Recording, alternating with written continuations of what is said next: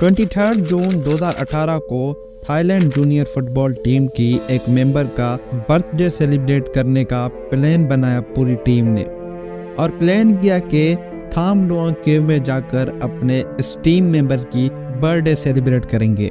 लेकिन ये प्लान भी था कि कोई भी अपने घर में इसके बारे में नहीं बताएगा। 10 किलोमीटर तक ये फैला हुआ केव लियाम स्टोन के बड़े बड़े पहाड़ों में मौजूद है।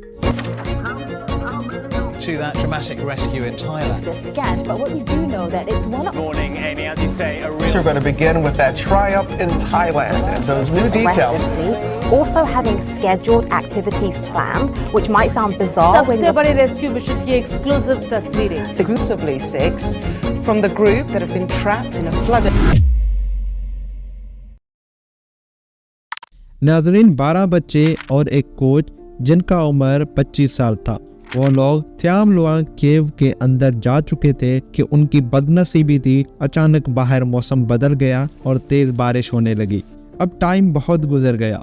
टीम मेंबर्स के घर वालों को भी टेंशन होने लगा जब ये लोग डेली रूटीन की तरह अपने घर वापस नहीं आए और ना ही अपने घर में कुछ बताकर गए कि ये लोग फुटबॉल के बाद कहाँ जाएंगे।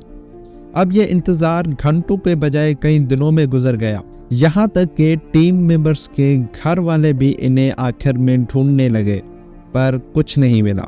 लेकिन तभी इनका एक मेंबर था जिसने थाम लुआंग केव के प्लान के बारे में बताया, जो लकीली उस केव में नहीं गया बाकी सबके साथ, पर यह भी उस प्लान का हिस्सा था। अब ये सुनकर सबके घर वाले जल्दी केव में जाते हैं और बाहर बच्चों के साइकिल देखकर सब लोगों को पता चल गया है कि सब लोग यहाँ हैं। लेकिन तेज बारिश की वजह से अब पानी तेजी से केव के अंदर जा रहा था, जिसे देखकर सब डर गए कि कहीं बच्चों को कुछ ना हो जाए। उन सब ने फौरन पुलिस और रेस्क्यू टीम को इसके बारे में बताया। देखते ही देखते घंटों दिनों में और दिन हफ्तों में बदल गए, लेकिन वहां से बाहर निकलने का कोई उम्मीद नजर नहीं आ रहा था। अब ये खबर पूरी दुनिया में तेजी से फैल चुकी थी। अब इन बच्चों की मदद करने के लिए अमेरिका, ब्रिटेन और चाइना से डाइवर्स की और एक एक्सपर्ट टीम थाईलैंड पहुंच गई। उधर थाईलैंड रेस्क्यू टीम ने लाखों लीटर पानी मशीन के जरिए केव से बाहर निकाला था, ताकि रास्ता बनाया जाए जिससे इजीली अंदर जा सके इस केव के। लेकिन इससे भी ज्यादा कुछ फायदा नहीं हुआ, क्योंकि पानी की लहरें काफी तेज थी और जमीन भी दलदल बन चुका था, जिससे डाइवर्स को अंदर जाने में मुश्किलात हो रहे थे। अब पानी के बहाव को कम करने के लिए एक एक्सपर्ट की टीम बुलाई गई, जिससे उन्होंने सबसे पहले ये देखा कि पानी के अंदर जाने के रास्ते कौन कौन से हैं। उन सब को ढूंढने के बाद उन रास्तों में छोटे छोटे बांध बनाए गए ताकि पानी केव के अंदर ना जा सके। इस प्लान को फॉलो किया गया और देखते ही देखते अब पानी की लहरें कम हो गए और अब डाइवर्स भी आसानी से अंदर जा सकते थे। जब डाइवर्स केव के अंदर गए तो थोड़े अंदर जाने के बाद एक ब्रिटिश डाइवर्स को एक बच्चे का आवाज आने लगा, और यह सुनकर उस डाइवर को भी उम्मीद होने लगा कि हो ना हो बच्चे अब आसपास ही हैं। जिसके बाद कुछ देर की खोजबीन करने के बाद सब लोगों को 9 दिन बाद डाइवर्स के एक टीम ने एक ऊंची चट्टान पर पाया, जो कि केव के एंट्रेंस से 4 किलोमीटर दूर था। अब डाइवर्स के टीम को देखकर उन सब में उम्मीद का एक झलक आया कि हम भी इस केव से अब सही सलामत बाहर निकल सकते हैं और अपने फैमिली मेंबर से मिल सकते हैं। सबसे पहले बच्चों को खाने पीने का सामान दिया गया, क्योंकि 9 दिन तक इन्होंने कुछ नहीं खाया।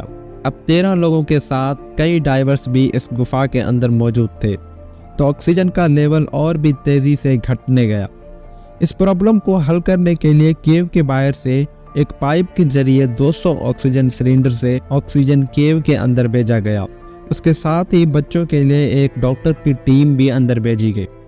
सबसे बड़ा मसला और सबसे बड़ा सवाल ये था कि अब बच्चों को बाहर कैसे निकाला जाए उस केव से।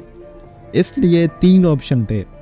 पहला ऑप्शन ये था कि बच्चों को स्कूबा गियर से स्विमिंग सिखाया जाए, जो कि पॉसिबल नहीं था, क्योंकि बच्चों में इतना एनर्जी बचा ही नहीं था कि वो 4 किलोमीटर तक स्विमिंग कर पाए। और दूसरा ऑप्शन ये था कि बच्चों को डाइवर की मदद से खींच कर बाहर निकाला जाए, लेकिन ये भी फेल हो गया, क्योंकि 4 किलोमीटर तक कंटिन्यूसली एक डाइवर एक बच्चे को नहीं खींच सकता। अब तीसरा ऑप्शन और लास्ट ऑप्शन ये था कि बच्चों को उस गुफा के अंदर छोड़ दे और उन्हें ऑक्सीजन, पानी और जो ज़रूरत की चीज़ें हैं वो उन्हें गुफा के अंदर दिया जाए। जैसे ही पानी पूरे तरीके से ख़त्म हो जाएगा, बच्चों को आसानी से बाहर निकाला जाएगा। पर यह काम दिखने में जितना आसान है उतना है नहीं, क्योंकि ऐसे ही बच्चों को गुफा के अंदर छोड़ देना खतरों से खाली नहीं था। ऐसे में बच्चों को बाहर निकालने के लिए गवर्नमेंट और एक्सपर्ट की टीम बैठी और आखिर में ये सोचा गया कि बच्चों को बेहोश करके बाहर लाया जाए, क्योंकि बच्चे स्विमिंग नहीं कर सकते। अब एक बच्चे को बाहर निकालने के लिए जिम्मेदारी 2 डाइवर्स को दी गई। इस प्लान के मुताबिक बच्चों को एक फ्लोटिंग किट में बाहर निकाला जाएगा और किट का आगे वाला हिस्सा पहले डाइवर्स के पास होगा और पीछे वाला हिस्सा दूसरे डाइवर्स के पास होगा, जो पीछे से इस किट को आगे धकेलेगा। परमिशन मिलने के बाद 4 बच्चों को एनेस्थीसिया दिया और ऑक्सीजन मास्क पहना के फ्लोटिंग किट में लपेटा गया। डाइवर्स के हाथों में अब बहुत बड़ा जिम्मेदारी था। एक छोटी सी गलती भी बहुत बड़ा नुकसान कर सकता था, पर डाइवर्स ने ध्यान से और परफेक्टली 8 जुलाई 2018 को शाम 7:50 को इन 4 बच्चों को सही सलामत बाहर निकाला गया। और नाज़रीन, नेक्स्ट डे भी ये सेम प्रोसेस किया और हाफ करके बच्चों को बाहर निकाला गया। 10 जुलाई 2018 को ये वो दिन था जब सारे बच्चे और इनके कोच को सही सलामत जिंदा बाहर निकाला गया। लगभग 18 दिनों के बाद सबको जिंदा और सही सलामत बाहर निकाला गया। नाज़रीन, इस पूरे रेस्क्यू पर नेटफ्लिक्स ने एक फिल्म भी बनाई है, जिसे आप नेटफ्लिक्स पे देख भी सकते हैं। वीडियो आपको कैसा लगा हमें कमेंट करके ज़रूर बताना, और अगला वीडियो किस टॉपिक पर हो ये भी हमें कमेंट करके ज़रूर बताना। वीडियो अच्छी लगी तो लाइक कर देना, चैनल को सब्सक्राइब कर देना। हम मिलेंगे आपको अगले वीडियो में, तब तक के लिए शुक्रिया।